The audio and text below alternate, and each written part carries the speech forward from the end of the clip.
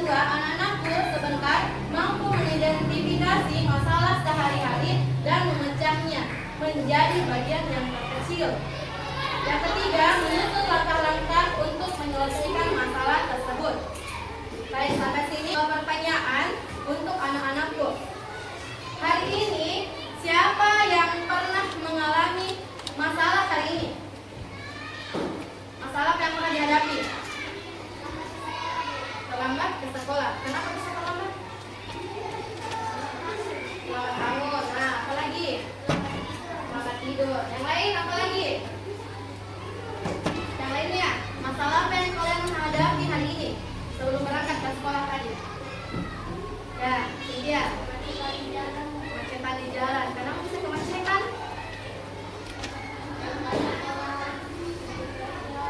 Terlambat ini, terlambat datang ke sekolah. Kita masuk di pembahasan pemecahan masalah sehari-hari menggunakan pemikiran komputasional. Nah, selanjutnya lihat ya. Nah, dekomposisi.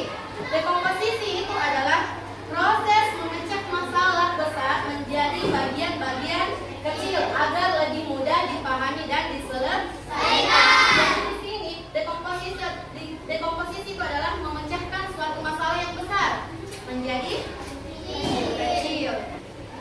Nah, mengapa dekomposisi atau pemecahan masalah disebut sebagai pemikiran komputasional? Ada yang tahu?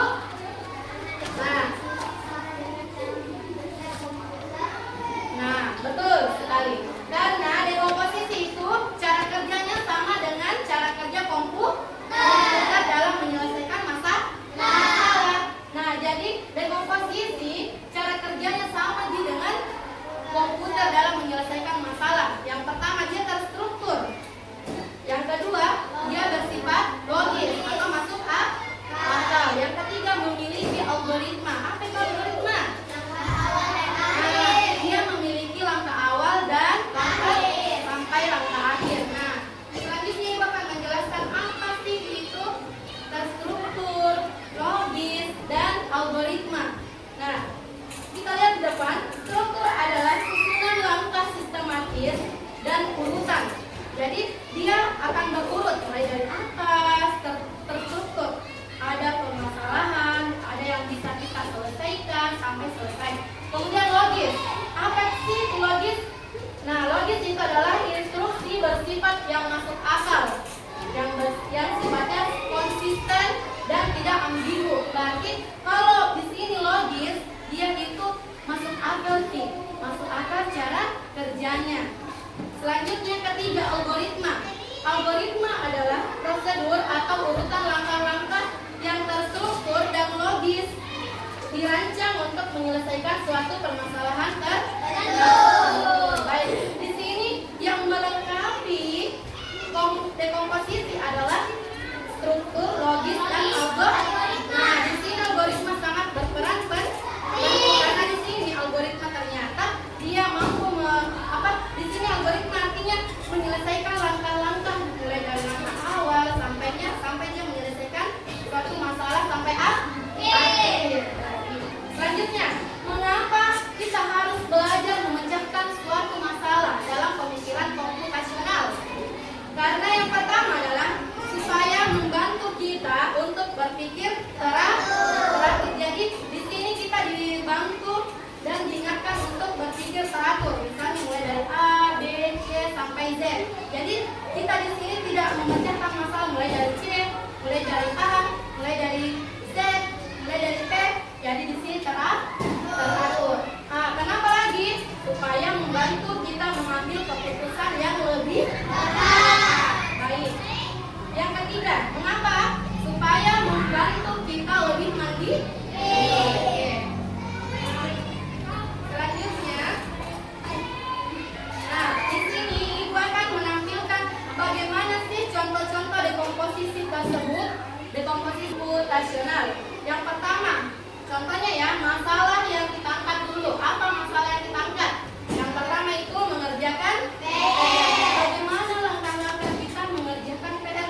Yang pertama, buka buku. Kemudian yang kedua,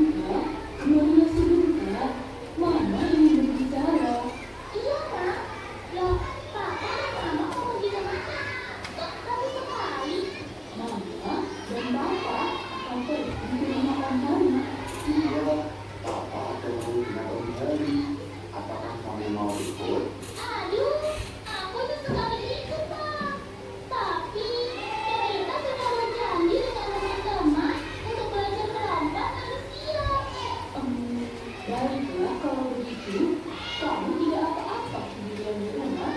Gak apa-apa, Mak. Dorita titip salam saja untuk Om Hari dan Tante Maya ya. Iya, nanti papa sampaikan salammu untuk Om dan Tante. Kamu hati-hati di rumah ya. Tutup pintu dengan baik dan hati-hati jika ada tamu. Dorita pasti bisa, Pak. Papa hanya khawatir saja, Mak. Iya, Papa. Percayakan rumah ini pada Dorita. Selama Papa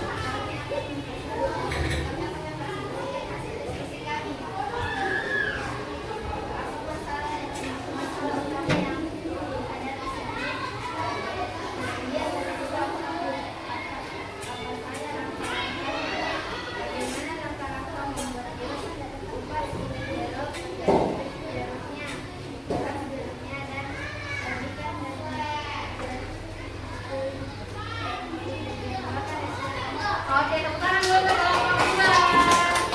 Oke, silakan turun ya. Baik, oke. Demikianlah hasil presentasi anak-anakku kelompok 1, 2, dan kelompok 3. Oke, sebelumnya Ibu mau bertanya dulu, apakah anak-anakku sudah mengetahui bagaimana cara menyelesaikan suatu masalah? Ya, baik. Berarti anak-anakku sudah menyimak keseluruhan tentang materi kita hari ini. Dahulu akan menyimpulkan pembelajaran hari ini. Siapa yang bisa menyimpulkan pembelajaran kita hari ini? Dan siapa yang bisa bantu Ibu membacakan di depan hasil kesimpulan materi hari ini? Ada yang lain? Cynthia terus. Siapa lagi? Ani terus. Siapa lagi? Yang lain? Laki-laki. Asep. Silakan Asep.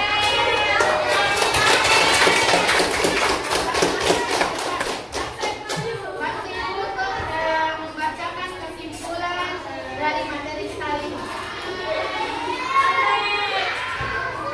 Oke. Silakan baca. Kesimpulannya adalah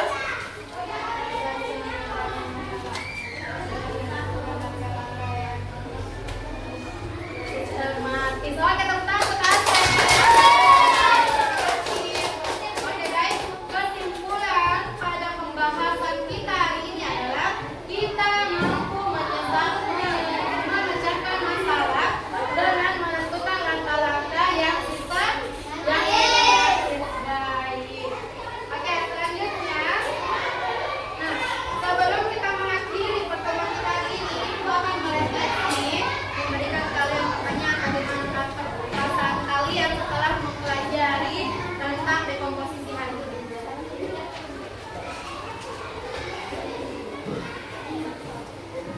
Satu. Silakan ditulis itu ya.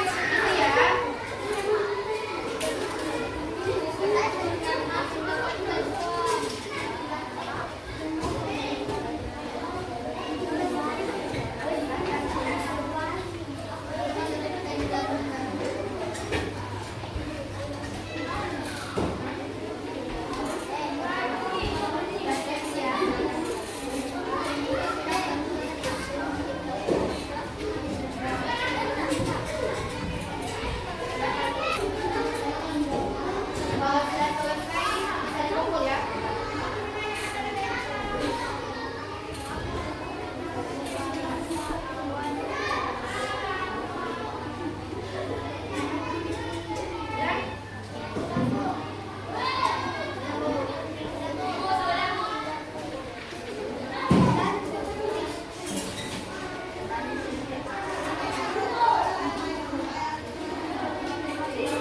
Sudah ya? Selesai?